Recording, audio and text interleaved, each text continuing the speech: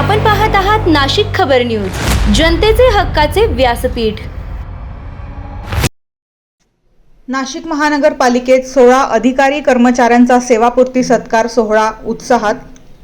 नाशिक महानगरपालिकेच्या सेवेतून नगर सचिव मदन हरिश्चंद्र यांच्यासह एकूण 16 अधिकारी व कर्मचारी सेवानिवृत्त झाल्याबद्दल त्यांचा सेवापूर्ती सत्कार सोहळा मोठ्या उत्साहात पार पडला।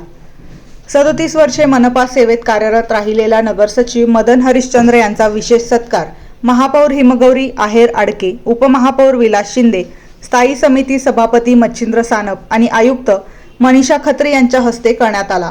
यावेळी मनपाचे पदाधिकारी, गटनेते, नगरसेवक तसेच अधिकारी मोठ्या संख्येने उपस्थित होते।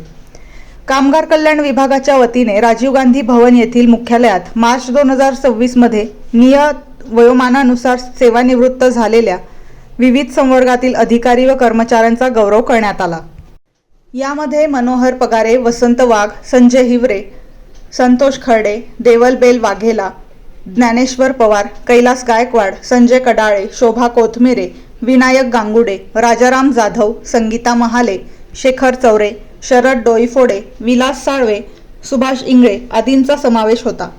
सेवानिवृत्त कर्मचाऱ्यांचा स्मृतिचिन्ह, शाल, श्रीफळ व वृक्षारोप देऊन सन्मान करण्यात आला।